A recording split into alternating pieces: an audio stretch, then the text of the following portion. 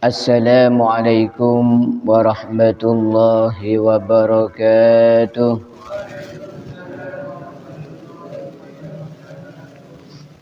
Alhamdulillahilladzi la yadurru ma'asmihi syai'un fil ardi wala fis sama'i wa huwas sami'ul alim.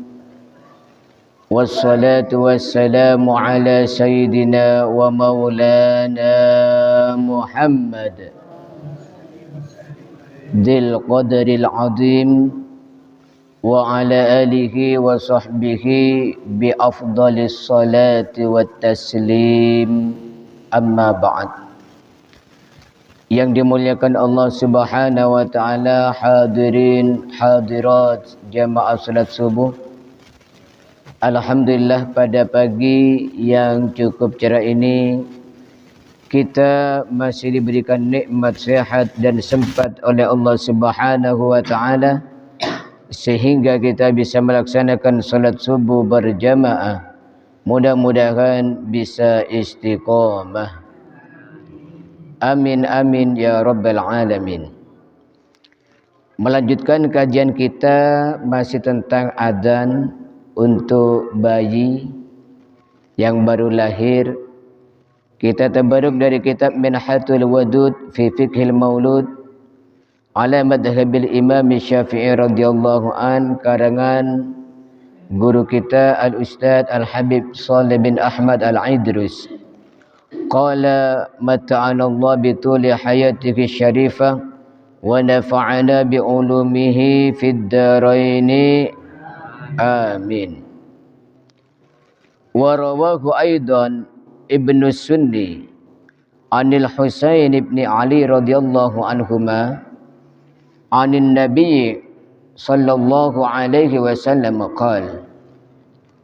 Diriwayatkan juga oleh Ibnu Sunni dari Imam Al-Husain putra Sayyidina Ali radhiyallahu anhuma dari Nabi Muhammad sallallahu alaihi wasallam, Rasulullah bersabda, man wulida lahu mauludun fa'adzana fi udunihi al-yumna wa aqama fi udunihi al-yusra lam tadurruhu ummus sibyan.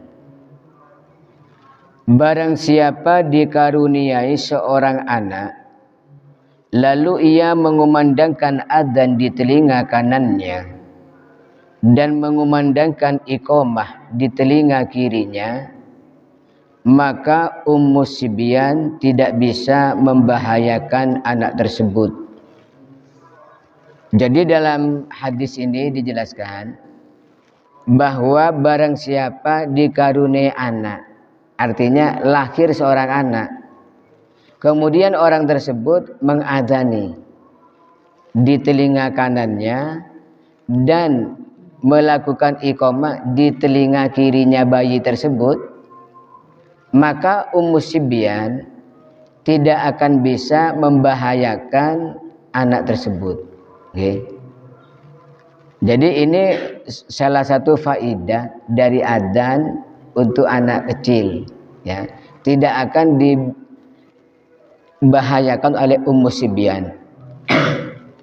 Ummu sibyan itu apa? Wa ummu sibyan, adapun yang dimaksud ummu sibyan ini ada beberapa pendapat. Yang pertama, al-awwal hiya tabi'atu minal jin wa hiyal musamma indan nas bil qarinah. Yang dimaksud ummu sibyan adalah jin yang menyertainya. Dialah yang di kalangan manusia disebut al-qarinah. Jadi setiap bayi itu ada jin yang sudah menunggu. Ya, setiap bayi semuanya. Itu disebut jin al-qarinah. Qarinah itu maknanya teman. Jadi setiap anak yang lahir ada teman dari golongan jin, yaitu al-qarinah. Nah, itu kadang-kadang mengganggu temannya, ya, mengganggu bayinya itu. Maka bayi yang diadzani dari sebelah kanan dan diiqomai dari sebelah kiri tidak akan bisa diganggu oleh Ummu Sibyan, ya, yaitu jin yang menyertai bayi tersebut.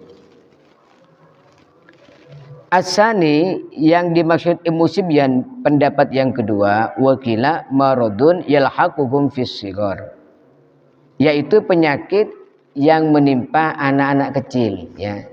Jadi penyakit anak kecil itu disebut Ummu Sibyan. Maka kata orang Madura itu juga dari bahasa Arab, disebut saben, ya. Kata orang Madura saben. Kalau orang Jawa bilang sawan, ya. Penyakitnya anak kecil itu sawan, ya. Istilahnya saben. Saben itu dulu kiai-kiai di Jawa itu berdasarkan hadis ini, yaitu Ummu Sibyan, maka diambil penaknya saben, ya.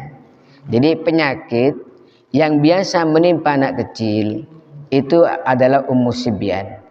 Nah, anak kecil yang ketika baru lahir diadani di telinga kanannya dan diiqomai di telinga kirinya, tidak akan bahaya walaupun sakit, ya. Sakit tapi tidak akan bahaya.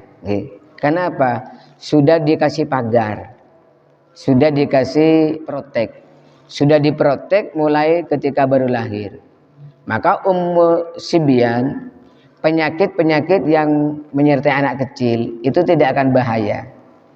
Kalau ada anak kecil sakit itu biasa, karena namanya manusia, ada sehat juga ada sakit, ya. Anak kecil juga sama, kadang-kadang sehat juga kadang-kadang sakit. Cuman Ummu Sibyan ini tidak bisa untuk mencelakai anak tersebut, karena sudah diprotek dengan adzan dan iqamah. Allahumma sholli ala Muhammad. Wa qala Ibnul Athir fi Nihayah, dan Imam Ibnu Athir berkata di dalam kitab An-Nihayah, innaha rihun ta'ridu lahum farubbama wushi alaihim minha. Menurut Imam Ibnul Athir, yang disebut Ummu Sibyan adalah angin yang menimpa mereka, anak-anak kecil, yang kadang-kadang membuat mereka sampai pingsan, ya.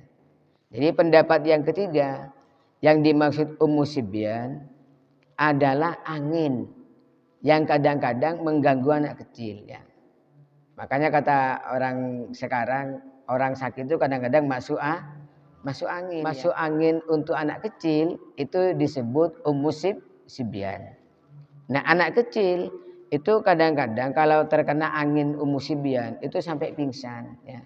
Sampai pingsan. Maka anak kecil ini termasuk ketika nangis jangan sampai lama nangisnya, ya. Karena anak kecil ketika nangis itu rawan diganggu temannya, yaitu Ummu Sibyan ini, ya. Menurut pendapat yang pertama tadi. Nah, ini ya yang rawan diganggu oleh teman dari golongan jin. Itu yang pertama, orang yang terlalu sedih, ya. Orang yang ditimpa kesedihan, ya, itu kadang-kadang rawan terkena gangguan temannya atau jin korin. Yang kedua, itu adalah orang yang terlalu senang. Senangnya apa? Keterlaluan, ya. Keterlaluan senang itu kadang-kadang menjadi kesempatan masuk gangguan dari korin. Kemudian yang ketiga, kemanten laki-laki. Yang keempat, kemanten perempuan. Orang jadi manten itu kadang-kadang diganggu juga, ya. Nah, yang kelima adalah anak kecil ketika nangis, ya. Maka kalau anak kecil nangis itu apa? Jangan lama-lama, segera dihibur, ya. Katanya orang Madura, yalem, ya. Yalem biar nangisnya berhenti.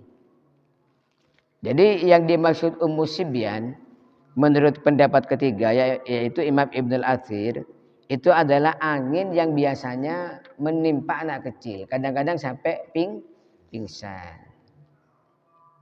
Jadi ini faidah adzan ketika untuk anak kecil yang baru dilahirkan.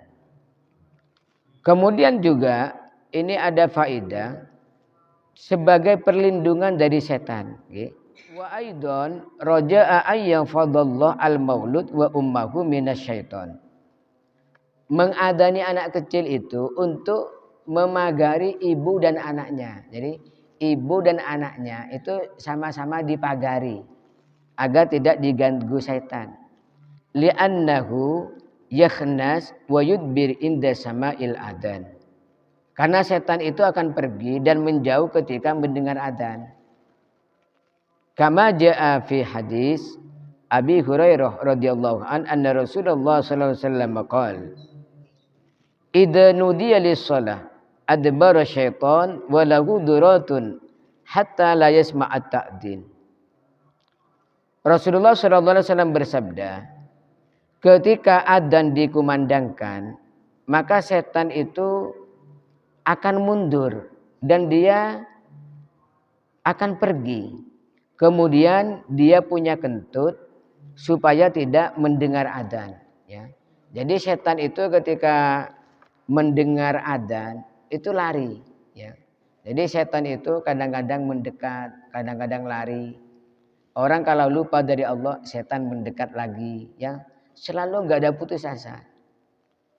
Kadang-kadang lari ketika berzikir, terutama untuk adzan. Ya, setan itu kalau mendengar adzan langsung lari sejauh-jauhnya sambil ngentut. Ya, cuman kita tidak mendengar karena setan termasuk alam gaib. Kalau di kalangan alam gaib mendengar suaranya setan yang ngentut, ya, sampai tidak mendengar suara adzan. Tapi kalangan makhluk Allah yang lain seperti burung-burung, ya, itu mendengar suara kentutnya setan. Maka ketika anak baru dilahirkan, ketika diadzani di telinga kanannya dan diiqomai di telinga kirinya, ini adalah untuk memagari sang bayi sekaligus sang ibu, ya, dari gangguan setan. Allahumma sholli ala Muhammad wa ala ali sayyidina Muhammad. Maka karena ini sangat penting, ya, kalau tidak ada laki-laki, ya, kalau tidak ada laki-laki, itu boleh dilakukan oleh seorang perempuan. Jadi adzan misalnya setelah seorang perempuan lahir, suaminya nggak ada, ya, kakaknya bayi yang laki-laki juga nggak ada, kemudian paman juga nggak ada yang laki-laki, kakeknya nggak ada, maka diadzani oleh perempuan. Siapa? Apa bidannya, ya, atau ibunya yang baru lahir itu boleh melakukan adzan. Nah, di sini dijelaskan yusannu liman hadaral wilad walau imra'atan ayu adzina fi udunil maulud al yumna kal adzan lis shalah wa yuqimu fi udunihil yusra ka iqamatin lis shalah kal iqamati lis shalah. Lianna hadza laisal adzan alladzi huwa min wadhifatir rijal balil maksud minhu mujarradud dzikri litabarruk. Jadi ketika seorang bayi lahir itu sunnah diadani walaupun yang mengadani itu seorang perempuan. Seperti adzannya sholat, seperti adzan untuk sholat di telinga kanan, dan iqomah seperti iqomah untuk sholat di telinga kiri. Karena apa? Karena hadza laisal adzan alladzi huwa min wadhifatir rijal. Karena adzan untuk bayi itu bukan adzan untuk sholat yang merupakan tugasnya para lelaki. Ini maksudnya adalah mujarradud dzikri litabarruk. Hanyalah untuk mengambil berkah dengan menyebut nama Allah. Ya. Maka kalau nggak ada laki-laki, kakeknya nggak ada, ayahnya nggak ada, ya, anaknya yang laki-laki nggak ada, yang ada hanya perempuan, bidan sama ibunya. Ya, yang mengadani itu bidan, ya, diadani di sebelah kanan, kemudian diiqomai di telinga sebelah kiri. Maka ibu-ibu ini perlu juga hafal adzan, ya. Kalau bisa itu hafal adzan. Agar apa? Nanti adzannya tidak keliru, ya. Soalnya kalau tidak terbiasa, adzan itu bisa keliru. Itu pernah ada lomba adzan, entah di daerah mana, ya, anak kecil tapi sudah besar, ya. yang mungkin sudah usia sanawiyah atau SMP. Itu ketika adzan salah semua, dikasih akbar semua ya. Allahu akbar, Allahu akbar. Asyhadu an la ilaha illallahu akbar ya. Asyhadu anna Muhammadar Rasulullah akbar ya. Sehingga semuanya guyu. Karena memang apa? Memang tidak terbiasa ya. Makanya ibu-ibu ini jaga-jaga ya, jaga-jaga supaya hafal juga adzan. Ketika ada orang melahirkan dan tidak ada laki-laki, maka ibu-ibu bisa mengganti ya. Karena apa? Ini bukan adzan untuk sholat ya. Ini adalah untuk tabarruk. Sawa'un kanat al-maulud dzakaron au unsa au kafiron.